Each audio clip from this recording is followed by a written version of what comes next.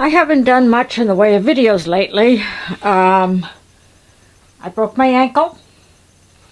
It's not been quite 2 weeks. So I've been kind of hobbling around. I can bear weight on it now, so I've been up in my sewing room. I have been working on table runners. And just want to show you one that I finished yesterday.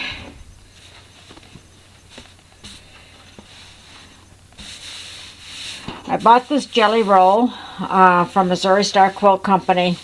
It was one of their daily deals, and it just was so pretty. I had to get it.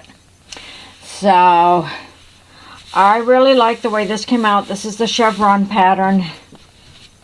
Now, I found this pattern actually on Pinterest. It's called the Chevron Table Runner. And that's who it's by. Very good instructions on how to put it together. So that's where I found that one. So I've done this one, and this has 6 strips in it. 1, 2, 3, 4, 5, 6. I've measured it. It is 17 inches wide and 63 inches long, and I'll be selling this one for $30. Now I made a smaller one. Oh, I'll show you the back. So I found this fabric in Martin's, and I thought that's the gray, and it's got some silver in it.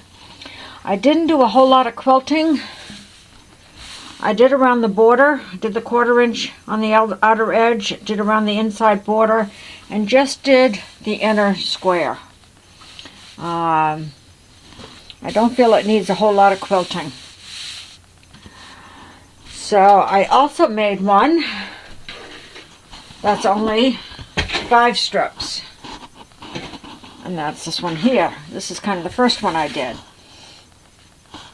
This has the 1, 2, 3, 4, 5.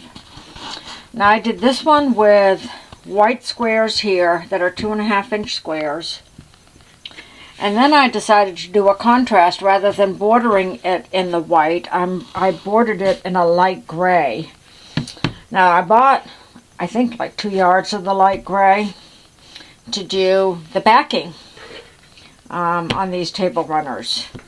This one, I actually did the squares in the light gray to do something a little different, and then bordered it in the same gray that I backed it with. This one probably will be backed in that same gray, this gray there. This is the first one I did. I did this one a couple weeks ago. And this is a new pattern, and again, I found it on Pinterest. I will show you in a few minutes. I made this while I was down in Falmouth one time, and my sister kind of picked out the colors that she thought would look really good. So actually, I'm going to give this one to her.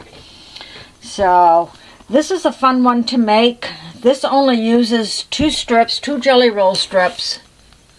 Which I'm going to start another one today, and these are the strips I'm going to use.